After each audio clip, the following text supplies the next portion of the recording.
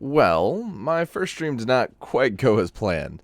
I was wanting to stream to share the adventure and come back later to edit down the video like this, and like what I've done before.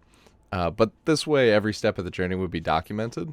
However, my audio decided to do something different. So, welcome everybody. Good morning. Anyways, yeah, so instead of subjecting anybody to that for any longer than anybody needs to be subjected to that, I'm just going to run through the events of the stream here and fix whatever god-awful robot decided to invade my voice last time. That means that for the remainder of the video, I'm going to be coming at you Forge Lab style, with a narrated voiceover, and hopefully having taken good notes throughout this process. Anyways, I hope you enjoy. Wait, don't go anywhere. After doing some soul searching, I decided to change the name of my channel from Tigabyte to Heart and a Half. So henceforth, I'll be going by either Heart or my IRL nickname AJ. I'll do what I can to update the older videos without removing them completely, but I feel like this name would give me a lot more places to go in the future than the name Tigabyte. Let me know if you like the change or not in the comments down below. So the first thing before I left my starter village here is I walked over and set all the villagers free. There's no reason to hold on to these villagers in the trading hall, and I'm trying to be at least a little bit altruistic since all these guys helped me get the diamond gear that's going to help me survive throughout my journey through the wild. So as a thank you, they get to live a free life and not be stuck in a one cell. After sorting my inventory out a bit, I decided now is as good a time of any to pick a direction to start my travels in.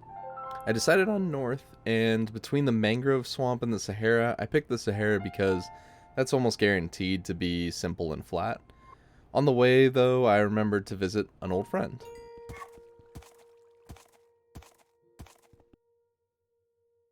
After digging the donkey dude out, we were off. We made short work of the savannah, and were quickly in an oak forest and then a jungle, where I slept through the first night on the road.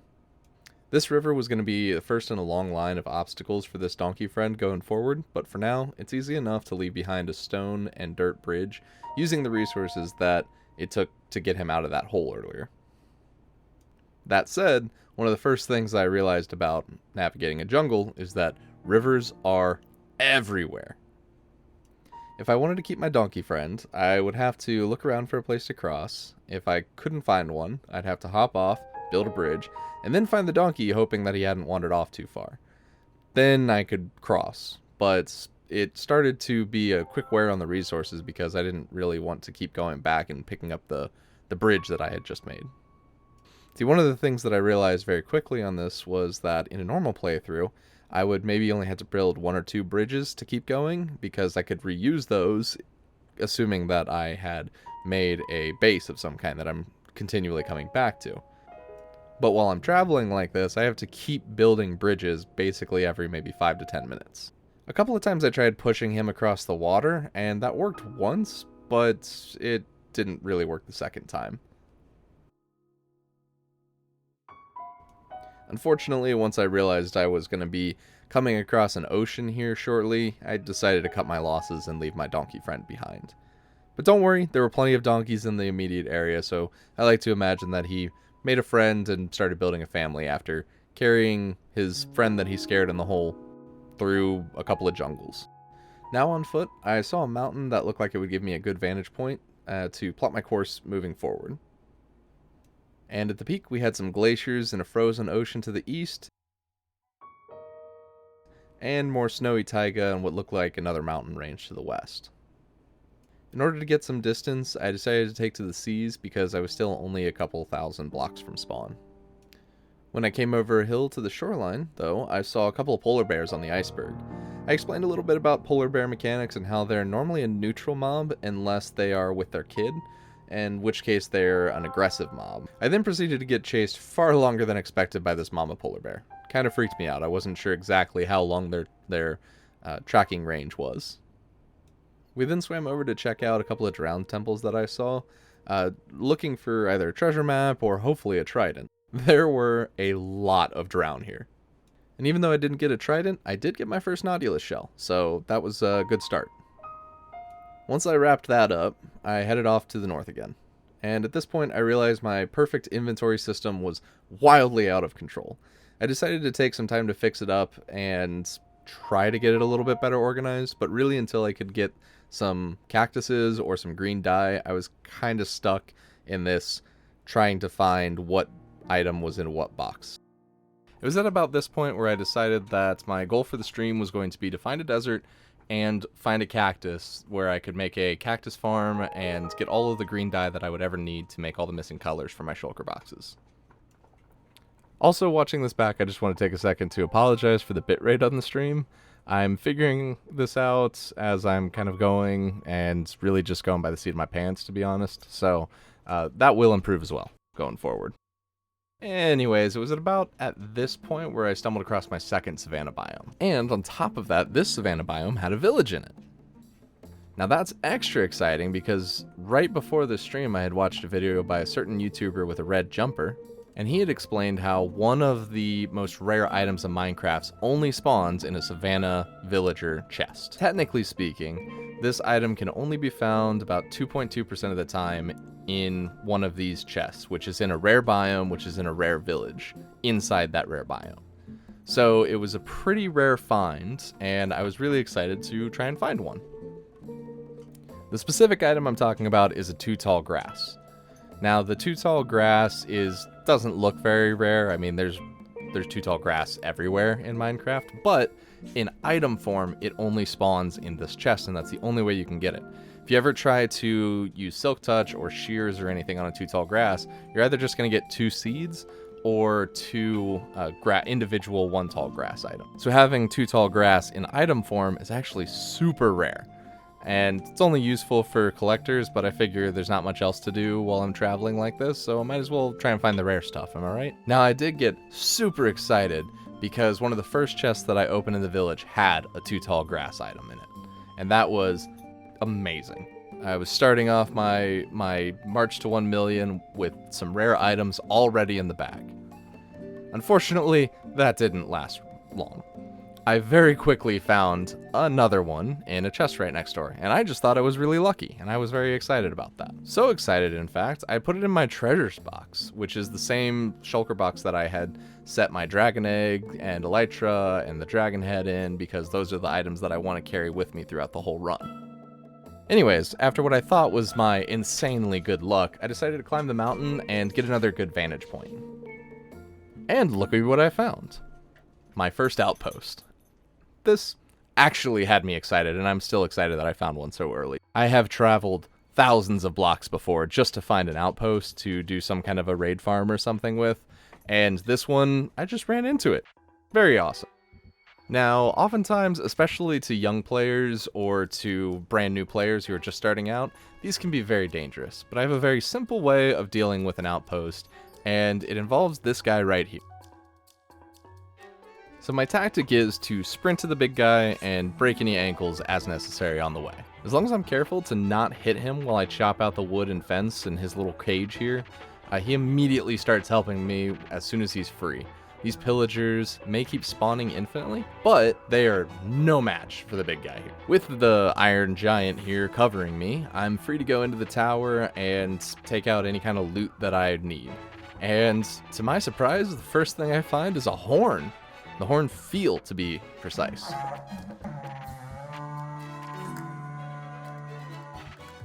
Then just before leaving, I noticed one other cage and figured it was going to be another iron golem, so I'd free him to help his buddy. But to my surprise, it was 2 allays. Honestly, since my inception of starting the series, I really wanted to have just an allay friend to kind of fly around and pick up stuff that I missed. So that was actually super exciting for me to find 2 right away. I gave one some coal and the other a torch, and I'm not super familiar with their AI yet, but I know if I want them to stay with me, I just need to give them an item. So after that, we made our way to the end of the savannah together, and blowing my horn happily until I saw what I thought was going to be a desert. Unfortunately, this isn't a desert, but it is a beach, and it was right next to another village. So, as I'm going over to check out the shipwreck and hopefully find a treasure map, what do I find but another outpost? So, after deciding I've reached the northernmost end of the continent and exhausted all other options, I decided to do some inventory reorganization again before taking on the second outpost.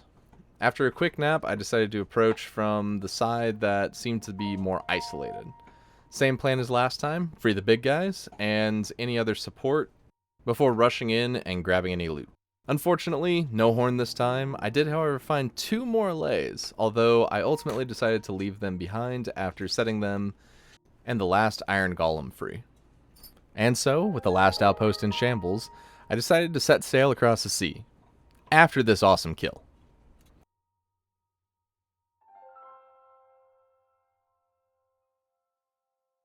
And it wasn't long before I found the next continent, and a ruined portal on the south end. Nothing much interesting here except for a couple of grapples.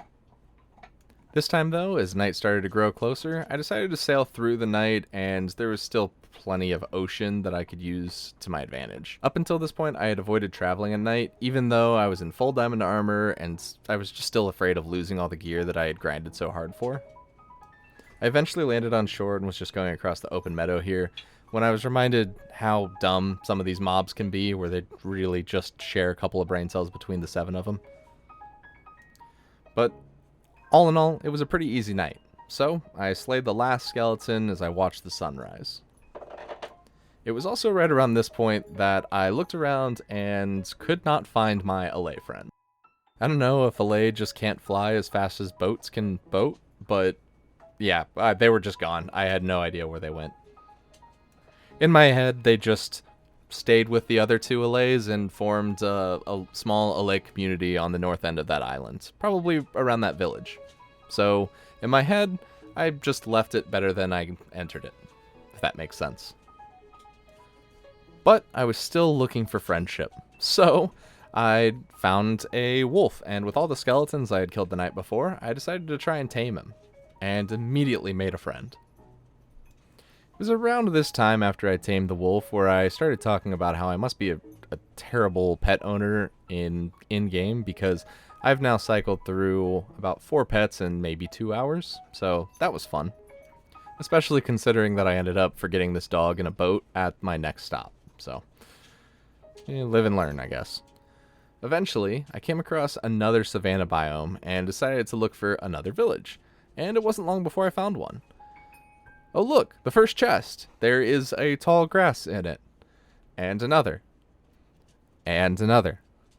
And then, 3 in 1 chest. So, hear me out. I get that this is technically rare on paper, but practically speaking, it's everywhere. I've so far only come across like 1 savanna village that didn't have one to my knowledge, and I probably was just forgetting to look for one at that point. Anyways, I decided to check out this pirate ship to get my mind off of the disappointment of, I don't know, just not having the treasure that I thought that I had, and found a very nice looking treasure map. With chat still looking deader than a doorknob, I decided to check it out. For anyone that doesn't know, the best way to find treasure is to line yourself up kind of like this, or this image that I'm going to show on screen here, and have just a little bit of a pixel poking out beneath the X. Line yourself up as close as you can to the middle, and dig straight down with a shovel. If you hit either stone or sandstone, something you need to break with a pickaxe, you miss the spot. And you're going to need to kind of dig around a little bit more. As you can see here, I missed, but not by much, so really just digging around the area, you're gonna find it. There's also a method to line yourself up with chunk coordinates. Maybe I'll show that off later, but that's not the method that I use more often than not, so I just don't know it off the top of my head. Anyways, after spending a little bit of time just doing some treasure hunting in the ocean and not really finding much interesting that I hadn't already found on screen, I decided to keep heading north and made it to a new continent, where I climbed a mountain, rounded a corner, and saw this. Now, this view is exactly what I was talking about. As you get further away from spawn, you might not see things like the Farlands anymore as we know them, but you do see more instances of this fantastic generation. It's a lot larger biomes and things of that nature. And this was just one of the coolest examples I had seen so far. Genuinely speaking, this is one of the places where I would absolutely be making a base if this was in a different series. This awesome island sitting in the middle of a small closed river with a valley of a mountain. Just, I don't know, it's just something about it that is so cool and so Minecraft adventure. The mountain even has like a village on the side over here, which is perfect. I am a little bit disappointed, but part of the thing that I thought would be really cool about this series is going through, showing a lot of interesting places, and then eventually, once I get closer to the end, dropping the seed. That way, anybody can play it, and anybody can explore these places as well. The only reason that I haven't dropped the seed yet is because I really just don't want spoilers if some part of this takes off a little bit. That said, anybody watching this in the future sees this video when the seed is announced on either my Twitter or my Instagram, little tiny shout out, then please go to these coordinates, make a base, and show me what you did. I would love to see it. So I went down, I checked out the island a little bit. It was cool. There was a really cool ravine that ran right through the middle of the island, and a dripstone cave that was leading into the mountain. So after kind of looking over the island, I wanted to climb up the side of the mountain and check out the village. Not much to see here, just a regular village kind of on a slope. I cleared a path for them so it was easy for them to pathfind to each other, and people didn't get stuck at the bottom of the village. But I was really excited to climb up the mountain and see this area from the opposite side of view, from the peak of this mountain. I did also see this really cool mall-looking structure, so anybody that would decide in the future to make a base here, I don't know, that just seems like it screams for some really cool art design. And this is the view from the top. I don't know, just absolutely stunning, and this is personally why I like to play Minecraft, because I would love to just settle in and explore building a base that fits with the terrain, with minimal terraforming, and just kind of go with what you've got, you know? That said, time to move on. So after hiking across that mountain range, which was actually pretty big, so maybe another thing to make fun, maybe a place to put some farms or something, I don't know, just thinking. I saw another mountain range in the distance, and a birch forest right next to it. There was a little bit of a hill to the west of me, though, so I was kind of curious to see if there was anything on that side of it. And I was just amazed when I crested that hill and saw a freaking igloo. Now, for anybody that doesn't know, igloos are probably one of the rarest structures to be generated in the game. Maybe the jungle temple's a little bit more rare. How the only hint in-game for how to cure a zombie villager is in the igloo. And I don't know how anybody would normally figure it out because they're so rare in the first place. But basically, if you dig out the carpet, about half the time you're going to find that there's a hole with a trapdoor in it that you can go down, and there's going to be a villager and a zombie villager in cells right next to each other. And there's kind of some hints in there, like you can see the arrows pointing to each other, but there's not really much else. What you're supposed to do is grab the potion of weakness that's in the brewing stand, that's always there, by the way, and grab the golden apple that's in the treasure chest, also always there, by the way, and throw the potion, give the apple to the villager, and then that will give you the zombie doctor achievement. And funny enough, I found something that I had no idea even spawned in here, which was a cactus in the pot. I took a second to stare at it and think wait, am I just stupid or something? I had no idea that a cactus could spawn in an igloo, because why would it? You know what I mean? I don't know. Either way, I didn't need to find a desert anymore because I found my cactus. So I guess win-win.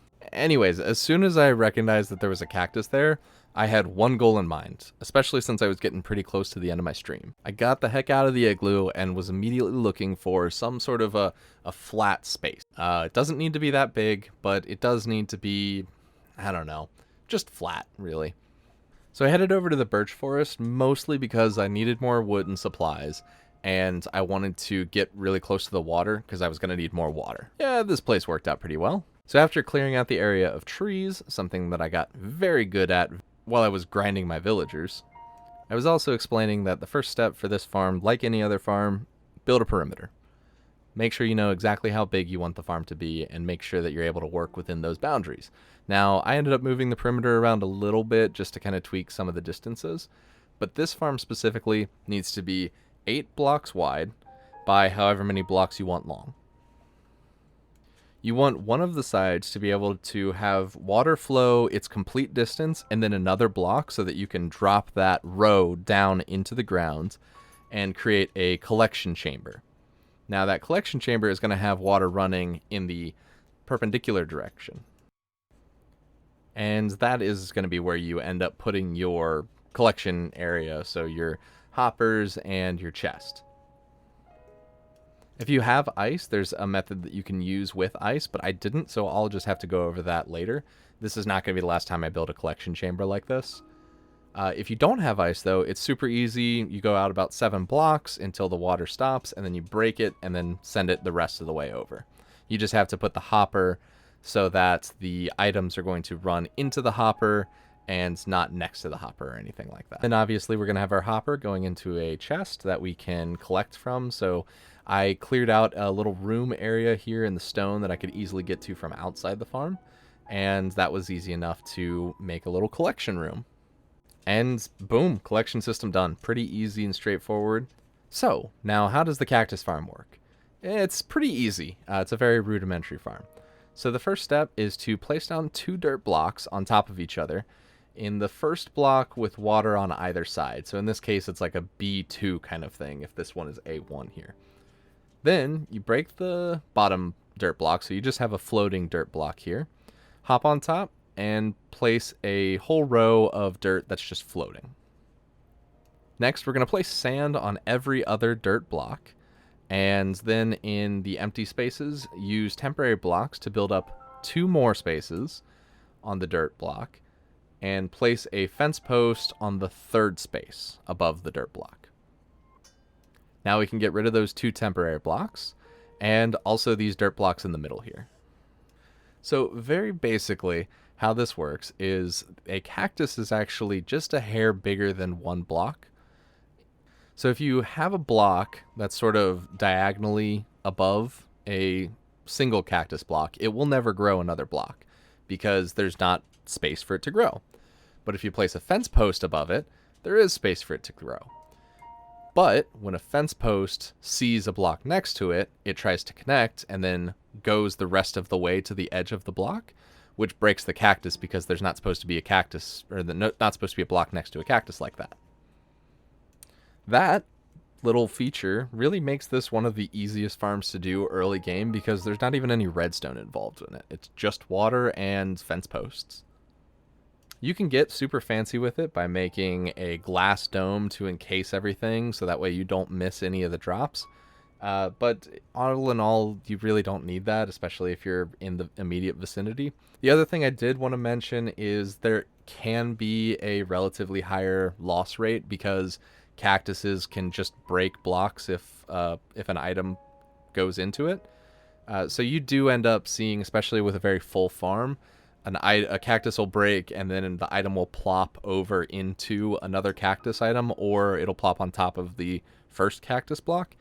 And yeah, that kind of sucks, but you can't really avoid that, and it really ultimately isn't that bad, especially once you have a full farm moving. It produces cactus blocks very, very quickly. At this point, I ended up finishing my stream by staring at a cactus, waiting for it to grow, because I really just wanted to show the process work on screen, but it ended up growing as I had my back turned to it, and so with that very anticlimactic end to this already screwed up stream, I decided to just kind of cut my losses and end it there. But yeah, so that was my first stream. The gameplay was plenty of fun, and I just had one major issue, which was the whole Foobarred video audio thing, but that has been fixed, and I've done another stream since then to prove that it's fixed. So if you're interested in checking out my stream sometime, feel free to drop in. I'm streaming every Monday starting at 10 a.m. Eastern Time. I'll be taking suggestions for a build at the end of the stream going forward, and also in the comments of these videos and my older videos too. Leave some suggestions for farms that you want to see in the comments down below. If you like these edited videos, though, and you're not really up to be able to catch my streams, no worries. I promise I'll keep making them. I just can't be as consistent as I can with my streams yet. Also, let me know what you think of the switch in name. I know it's a big switch at the birth of this channel here, but I really do think that the name is going to have more opportunity going forward than the name Tigabyte would. I felt like Tigabyte was kind of roping me into doing more technical stuff, which I do still want to do in the future, but Heart and a Half, I don't know, to me it just feels like a more open-ended name, and I want to be more focused on adventure than the technical aspect of things. Either way, you know, the most important thing with this channel that I want to preach to everybody is just get out there and have fun. And hopefully, I'll see you next time. Bye!